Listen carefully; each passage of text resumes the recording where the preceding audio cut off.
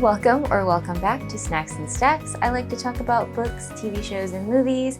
Today is going to be the June wrap-up, and I can't believe it is the end of June. Honestly, because June was a rough one. I had a couple visitors this month, and then next weekend, which is the beginning of July 4th weekend, we are going out of town.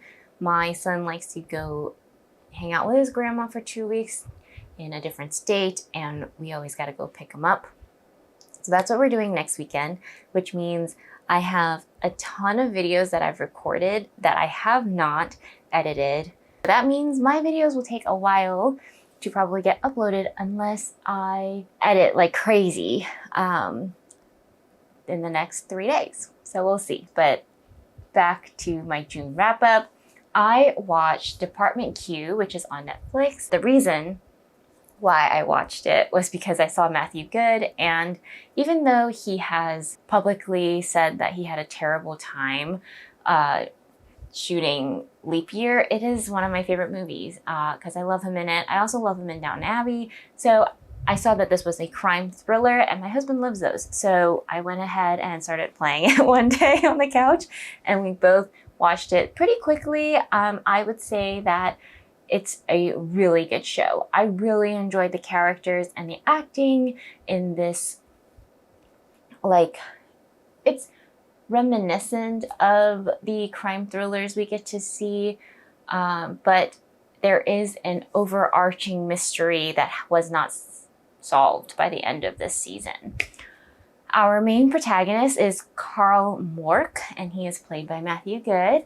And he reminds me a lot of House and Sherlock. You have this sort of grumpy character, except I think in this case, he has probably never been nice, but even more so now because he's going through a lot of trauma from something that happens in the first 15 minutes of the show. So yeah, after surviving that traumatic incident in the first 15 minutes of the show, Carl Mork comes back, and he's a detective actually, and he is given a new department to solve cold cases. He gets Dept Q, which is like an old bathroom stall, like lavatory. It's crazy. It looks cringy, but very grungy look. But it's a really, really cool setting at the same time. And we have really great characters, really cool to be in Scotland. And yeah, throughout the 9 episodes, they're almost an hour long each. There are a lot of cool settings, and the first episode really hooked me in. And I would say that there is a lot of also creative camera angles, and it was shot really nice as well. So highly recommend Dept Q over on Netflix. So I would say that was probably the best thing I watched this month. We are rewatching some old shows, but nothing new that I would want to share about. And so we'll go to books. I read 13 books this month, 8 audio, 3 manga, 1 physical, and 1 ebook. I rated 1 5-star, 2 4.5, 4 4 stars, 2 3.5, 2 3 stars, and 2 2.5. So I had like a very month of reading. And I will say, because I know these are popular, I did not love the Hunger Game prequels. So I went ahead and listened to the original trilogy and then listened to the new Hunger Game prequels.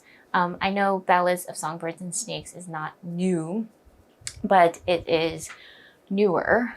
And because I never got through that one when it first came out and everyone was raving about Haymitch's story, I was like, let me read both of them. And I wanted to make sure I remembered everything from the original Hunger Games, since I think I hadn't read them in probably 10 or more years. And I still love the original. It's probably a mix of nostalgia and just like the right amount of everything for me in those books. However, I'm not sure if I was just over it, but by the time I was listening to Ballads and Sunrise, I felt like it was all very repetitive, and I know a lot of things I've seen on the internet is people saying like, if Suzanne Collins has something to say, she's gonna say it. And I'm not quite sure she said anything quite new, at least not to me. And it could just be I missed it. But at the same time, I did feel like it wasn't anything too new, and I don't think I fell in love with any of the characters enough to care more. I will say that after I read them, I watched very, very good videos by, I think her channel name is called The Book Leo, where she breaks down how they are similar to philosophy and the thoughts of philosophers. And I super appreciated those videos because it made me appreciate the books more. However, as just like I'm sitting here thinking about them, reading them, listening to them, trying to come up with thoughts about them, I didn't quite get those myself because I am not into philosophy. So maybe that is why those books didn't quite work for me. But I will link her videos because I think they were fantastic, and it did make me appreciate the books more. It did not make me love them or want to reread them or anything like that. So there's that. So let's start with like the weird ones. I am not a thriller girly. I actually was about to give up on thrillers, but they kept getting picked for book club. For my family book club, we're doing The Silent Patient by Alex Michaelides, I think. And so I got it on audio and I really liked it. I think part of the reason why I liked this is because it kind of made me feel like I was listening to a cozy mystery. But let me first tell you what it's about. It's about a criminal psychiatrist who takes an extreme interest in this woman named Alicia. She was found in the kitchen with her husband. She was holding the gun and her husband had 5 bullet holes and was dead. And so ever since that incident, she becomes absolutely silent. She doesn't speak to anyone. And this criminal psychiatrist thinks that he can get her to speak. And so he somehow gets a job where she is staying and just like kind of talks her to death. But this is the part where I think the reason why I like it is because he does all these crazy things. I know they are not allowed to do, but he goes and like interviews her family and people she knows in order to find out more on how to help her. And basically he's like an amateur sleuth, which is why I felt like it was crazy, but like interesting enough. And I liked it. I gave it 4 stars because even though there are plot holes, I was there. I was there for the ride. A part of me was like, dude, does this guy not have any other patience? But it was interesting enough. And so I think it's great for those who enjoy cozy mysteries. It's like a nice little in-between a cozy mystery and thriller. And I think it works really well. It also nicely doesn't have a ton of like domestic violence, which I also really like because I think that really turns me off of more of these domestic thrillers as well. Another 4-star thriller for me was None of This Is True by Lisa Jewell. I made a joke because I have a coworker at work who loves these thrillers and true crime, and I made the joke that I was like, hey, I read a book that you probably either have read or liked. Look at me. And she recommended this one as well because she said it was her favorite. So I went ahead, put it on hold. It came in, I listened to it. And so None of This Is True by Lisa Jewell. I think it's best if you go in with as little information as possible because it really is about you as a person interpreting these 2 women and their stories. So I wrote that this is an exploration of morally gray versus traumatic. And it's in like a true crime podcast setting. I thought that the audiobook was so, so, so good. If you are interested in true crime podcasts, you would really like, or true crime documentaries, I think you would really like the way the audiobook sounds, because we have clips of the documentary and the podcast, and it's got sound engineering and a full cast. What is happening? What are you doing?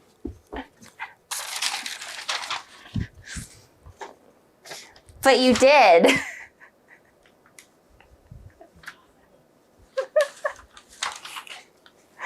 My husband is here.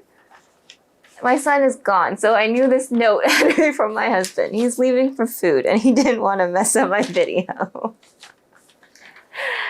I love you. Love you. I have no idea where I was. The audiobook. The audiobook is done really well. There's a full cast. There's sound engineering. There's 2 main audiobook narrators, one for each perspective, and I think they all do a fantastic job. It's a really good time. Some of the ending is a little iffy, and I felt a little bit uneasy, but I think it's really good commentary on the bias in true crime podcasts. And yeah, I just think it's worth the read, especially if you are interested in thrillers and in like kind of twists. And I think it was a fun ride. Let's do my other 4-star reads. One would be Before I Let Go by Kennedy Ryan. This is a second chance romance between a divorced couple, and I think that it was done so well. I gave it 4 stars and not 5 because I just felt that the male main character could have used some work. One of the things the main male character, the main issue is that he doesn't believe in therapy. And this book is a big proponent for therapy, and I'm here for it. However, I think that therapy it's good if you're willing, right? So if he wasn't willing, it wouldn't have really worked anyways. But I just found that therapy was used as like a fix-all when it's not exactly, but it was good. It was done really well. And the book is really good. And I think I would have liked it more if it was just a little bit more something else. And there's just stuff in the book that happens that is not, that I'm being picky about. But I can't really say any of it because they're spoilers. So that's just what we'll say. I think that this is a great emotional read if you want the amount of like jealousy and yearning that you have for a partner. I think it was done really well. The yearning, I heard someone else on Instagram talk about this book and talk about the just constant yearning for the person that you can't have right now. I think that was done really well. And I think the reason why they broke up in the first place made a lot of sense. And yeah, I thought this book was done so well. I liked it very, very much. But I also picked up the audiobook for The Mystery Guest by Nita Prose. So The Mystery Guest by Nita Prose is about Molly the maid. She is attending and helping with this famous author that comes to the Grand Regency Hotel, and he has a very important speech to make, but before he makes it, he drops dead. And now the maids at the hotel are being looked at and everything, but we don't know is that the author and Molly actually has a past. And so we go back and forth between current time and the past, and with her Gran as well. And I love that we got to see more of her Gran. I really enjoyed her as a character. And we kind of connect the dots between the two timelines to solve the mystery. This was a solid mystery. I really liked it. I'm glad that I'm continuing on with this series because at first I wasn't really sure. And yeah, so far, really like it. And I think I will keep going with Molly the Maid.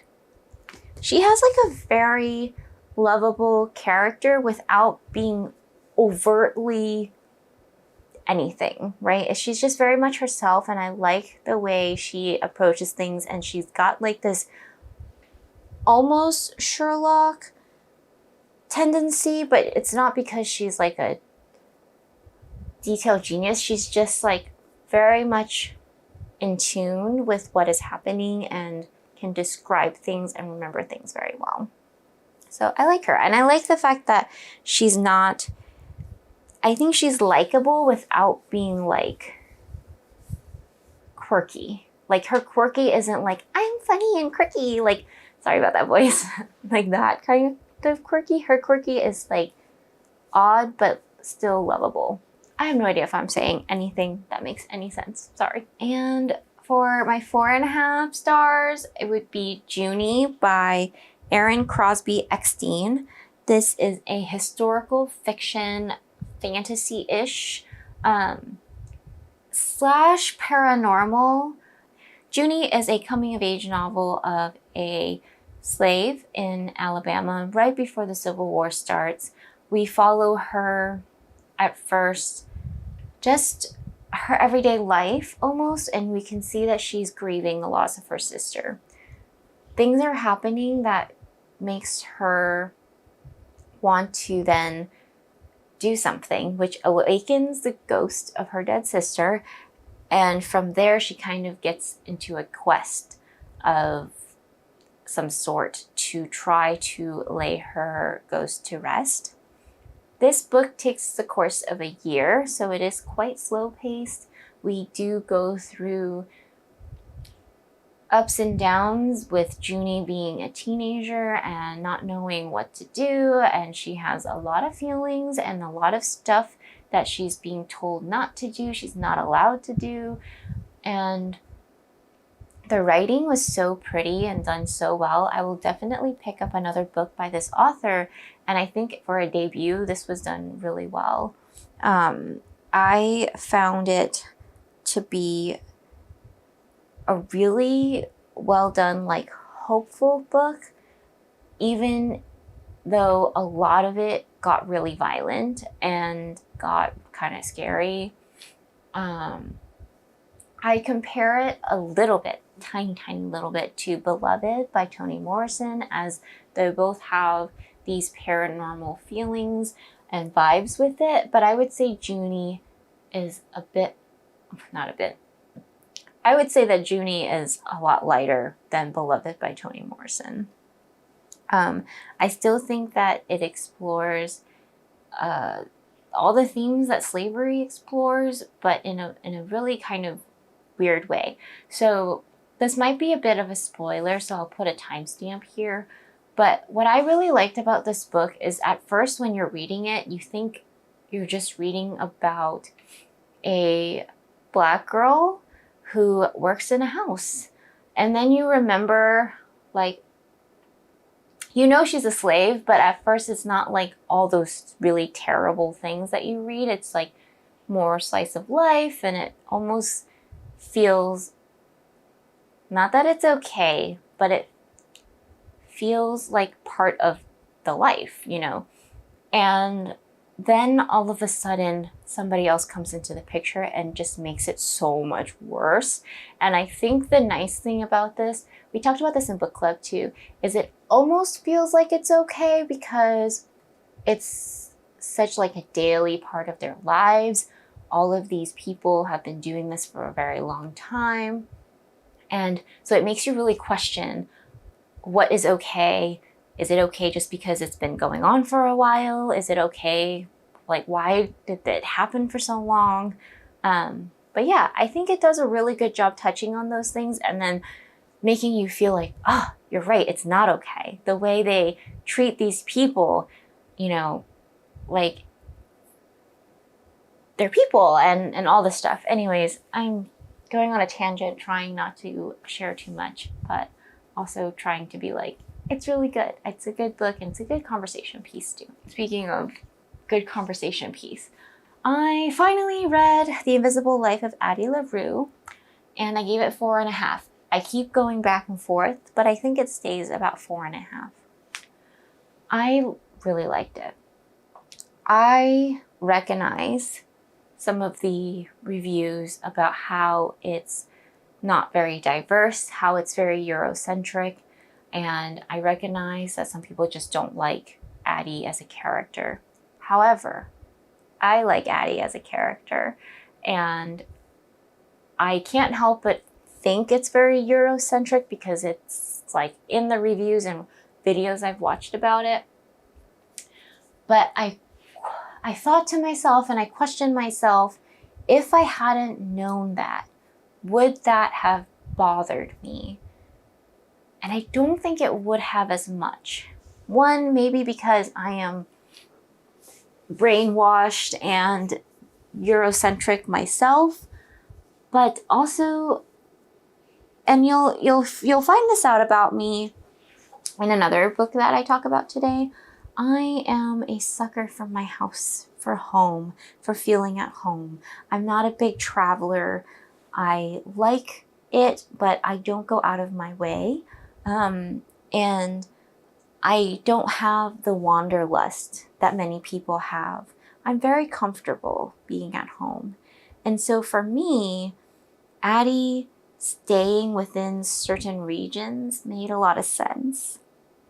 For me, Addie going back and forth to the places and just doing her day-to-day, trying to improve it from what she could, made a lot of sense. And her staying within areas like New York City and then France, where she's from, and maybe some of the bigger cities, it makes sense because there's more going on. And as a person who moved from a bigger city to where I am now, which is more suburban, life is very different in suburbia. And someone like Addie, who came from 1700s France, probably wouldn't be able to get away with as much as she could, because, you know, she has to basically steal and lie and leave through her life to every day. So what is it about? Sorry. It's about a girl who makes a deal with a dark god. Some people call him the devil, but it's never quite mentioned. His name is Luke, and in the book she refers that to Lucifer, but I don't know. Doesn't really say the devil, but he does kind of take their souls. So yeah, he's like a devil-like character. And he makes her a deal. She becomes immortal, but people never remember her. So if she goes into a room, talks to you, and then you leave the room without her, you will come back in and be like, I don't know you. I don't know who you are. Why are you talking to me? We go between timelines, finding out what happens when she first had this power, and then what happens 300 years later as she is maneuvering through in New York.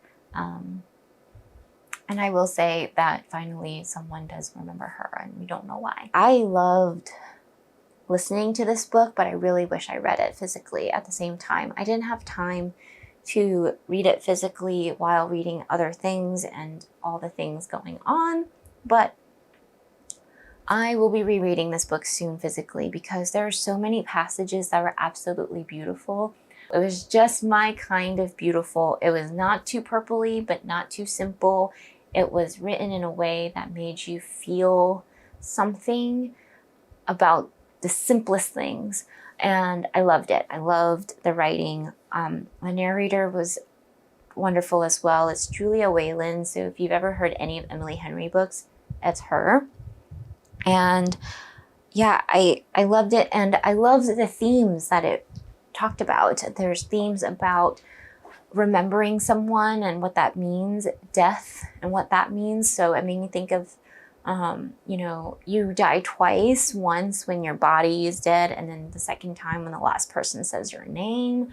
It makes me think about all the women in history that we have forgotten because of the patriarchy and how history books are written. It makes me think about all of how art tries to hold on to so much, but only so many people take the time to appreciate it and look into it. And it's just, it makes me think about a lot. I ran into a video where someone was like, I don't understand the themes. There are no themes in this book. And I think that's not what I took from it. That's not what I took from it at all. There are many themes in this book. I could think about it all the time. I think about it all the time. So yeah, could it have been more diverse and worldwide? Yes, but I think it was quite wonderful just the way it was. And I think I'm at my last book, my 5-star book. It's a library book, but I'm definitely going to look for it and purchase this book. It is called The Deepest Blue by Sarah Beth Durst. Oh no, it's a library book, so it's got that plastic over it, and I have my light on because it's cloudy. There we go. The Deepest Blue by Sarah Beth Durst. This is a standalone fantasy that takes place in the Queens of Renthia world, a world that I really love. Did I talk about that series? I'm not sure if I've talked about that series, but I do like the series a lot. I don't love the way it ends. However, the first book in that series is one of my favorite books as well. And this book is one of my favorite books. I love Mayara. She's a deep diver. She dives deep down. She can hold her breath. I think she said like 8 minutes or something crazy. And which I really, really admire because I can't swim worth a lick. And she is like a oyster farmer. Like she goes down, she gets oysters. She lives a very simple life. She's about to get married to her childhood sweetheart, and her life is like just beginning. She did lose her sister recently to something called the island test. I love that it's got a thread of strength and love and women who are very well written. Loved it. Loved it all. 5 stars. If you don't love it, that's bad for you, good for me. I loved that book. And with that, that is the end. Thank you for watching. Please leave comments on what your favorite books were this month, if you had any, and if you're interested in reading any of these. Happy binging, happy reading, happy snacking, and I'll talk to you guys next time. Do you want to say something? Say bye. Say bye.